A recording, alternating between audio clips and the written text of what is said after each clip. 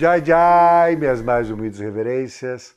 Hoje vamos falar de algo que é de muito interesse de todos, né? Que é a questão da mediunidade. Mas eu não vou falar de mediunidade especificamente, mas sim da relação dela com a gnose vegetal.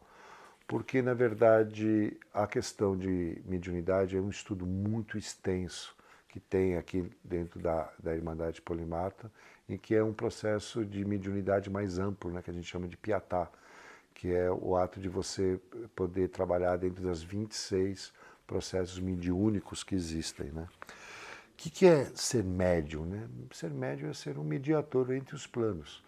Você pode ser um médico que apenas ouve ou um médico que consegue a comunicação entre os planos, né? Isso não é muito comum.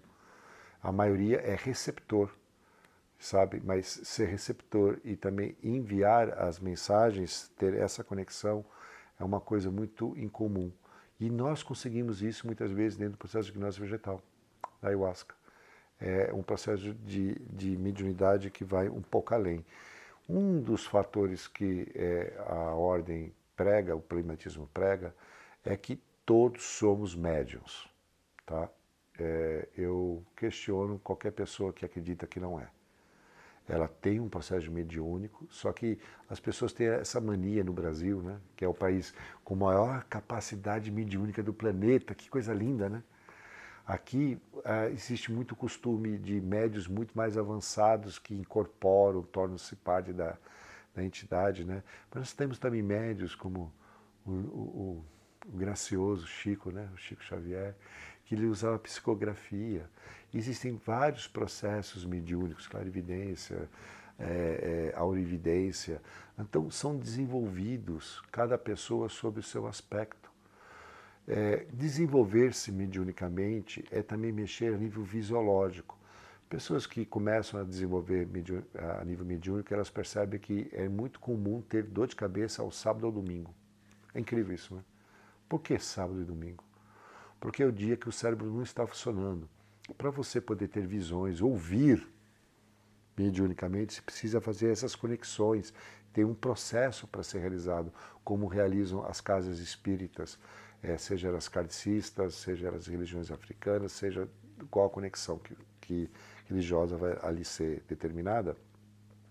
O processo mediúnico é inerente ao homem, não à religião. Entendem? O cristão também tem processo mediúnico, muitas vezes tradições que não enxergam isso. O hinduísmo você incorpora Kali, é muito raro, mas existe o ato de incorporação dentro do hinduísmo. E é que eles consideram dentro do hinduísmo uma capacidade diminuta. Em algumas tradições consideram isso endeusado, né? Antigamente o médium era considerado o Deus, né? O profeta, profetas bíblicos são médios, né? Eles eram profetas ou às vezes eram o próprio manifestação dos demônios que só falavam coisas que na verdade desequilibravam.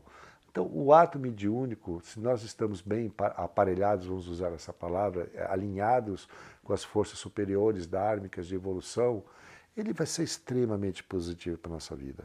Tá? Mediunidade não significa evolução espiritual. As pessoas enxergam muito mal isso. E acho que aprenderam um pouco, né? No Brasil teve um caso muito comentado, eu não gosto de ficar falando negativamente de ninguém, o caminho não é esse, mas teve um caso muito comentado no Brasil de um mestre espiritual relacionado ao espiritismo, à incorporação, que mostrou claramente que não tinha o ato de iluminação, não era realmente real, né? Ele pode incorporar, você tem que lembrar que obsessores também curam, só que é uma cura ilusória, né, muitas vezes, mas é real, porque o ato de cura ele tem a ver com retirar, às vezes, energias maléficas, negativas que a gente tem no corpo, e, entre outras questões, né? Os sintomas da mediunidade, muitas vezes, eles são confundidos, né? Porque, às vezes, transtornos obsessivos têm a ver com processos mediúnicos, né? A esquizofrenia, a depressão, a ansiedade, a insônia, oscilação de humor, irritação excessiva, pensamentos autodestrutivos, terror noturno, né? Tudo isso que a gente chega negativamente é porque nós, enquanto médiums, não estamos dando vazão a isso. Então acabamos lutando e vendo isso de forma negativa, sabe? É muito bacana quando temos... Eu nasci numa família em que minha mãe é médium. E ela me ensinou muito claramente, desde pequeno, sobre a questão mediúnica, que depende muito do médium, né? A gente fala assim, não, aquela entidade, a pessoa às vezes joga a culpa na entidade. Não, a entidade falou besteira. Não, a entidade não falou besteira. O médium que não é fluido, ele não está pleno, ele não está alinhado. Eu vejo uma coisa que não é críticas, filhos, por favor, não levem isso como crítica, como um apontar de dedos, não é essa a questão. Mas a gente tem algumas tradições religiosas que, quando as pessoas entram em transe, elas começam a falar línguas, né?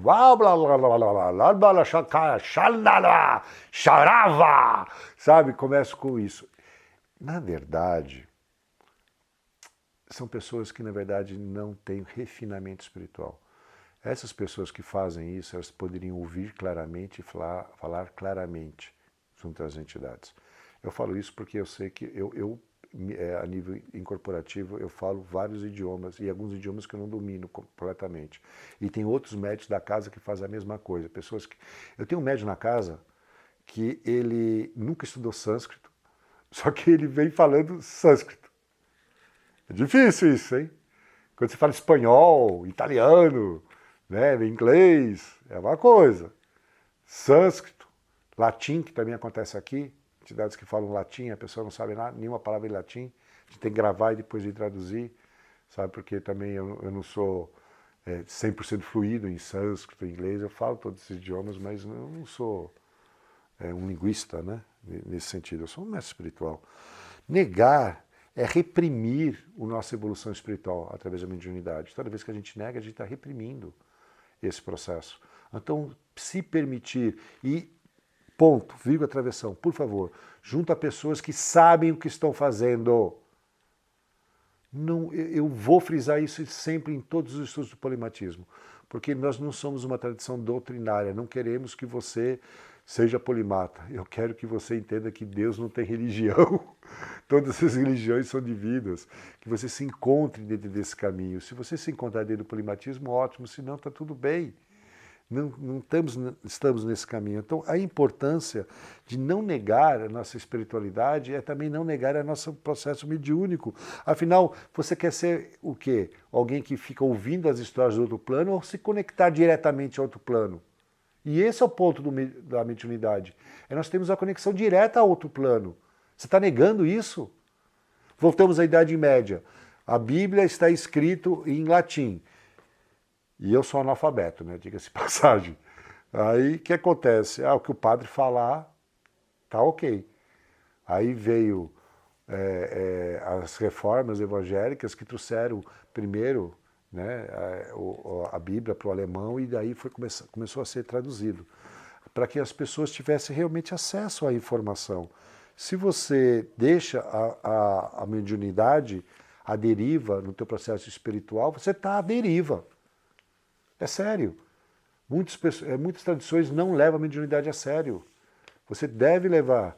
Mas eu não quero incorporar. Então não vai incorporar, mas você vai ter a conexão. Você não precisa trabalhar mediunicamente para os outros. Você precisa trabalhar mediunicamente para você.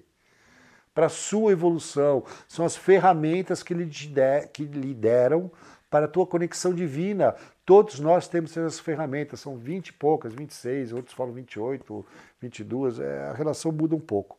É como, na verdade, entender uma coisa que eu tento explicar muito profundamente. Nós não temos 5 sentidos. Isso é uma visão caquética, né? Na verdade, as conclusões mais baixas são 26. Chegam a... eu conheço estudos que falam sobre 36 sentidos. Muitos desses sentidos são desconhecidos a nós. E esses sentidos, muitas vezes, são confundidos com mediunidade. São confundidos com poderes paranormais, parapsicologia, sabe? Não é assim. PES, né? Percepção extrasensorial, ela é profunda. Aprendermos a como nos conectamos a nível sensorial faz com que a verdade espiritual seja mais transparente mais pura, seja realmente verdadeira, não está sendo influenciada pelos sentidos, né? E vou falar desses 26 sentidos, só para vocês verem, né, que eu acho que muitos nunca nem ouviram falar disso, né? Por exemplo, a percepção da luz é um sentido, por incrível que pareça, né? A percepção da cor, a audição, olfato, paladar, né? E dentro do paladar, a percepção do doce, do salgado e do azedo. Nós não temos a mesma percepção, cada pessoa tem uma percepção diferente, né? O tato, a capacidade de sentir dor, né? Que é a nocicepção, eu nem sabia desse nome, né?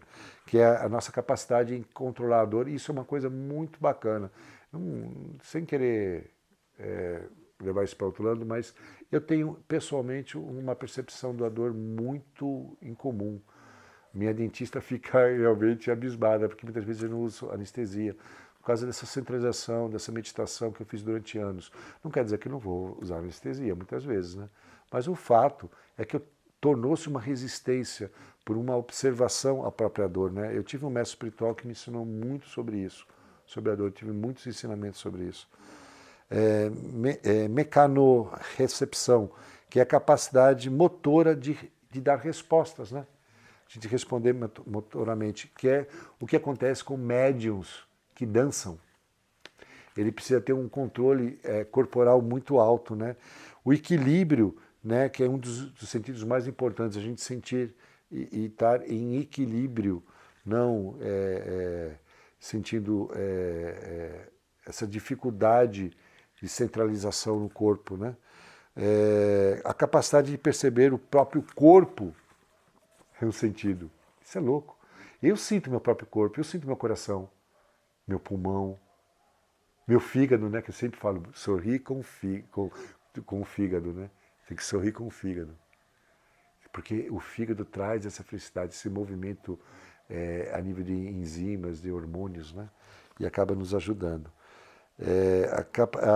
A percepção do movimento, a sinestesia, né? Porque nem todas as pessoas percebem o movimento da mesma forma, né? A percepção da temperatura interna do corpo.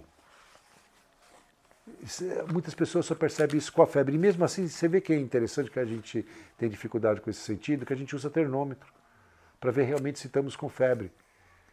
E só que se a gente colocar a mão na testa, né, no corpo, a gente percebe que nossa temperatura está alterada, né? A própria percepção do frio e do calor tem isso.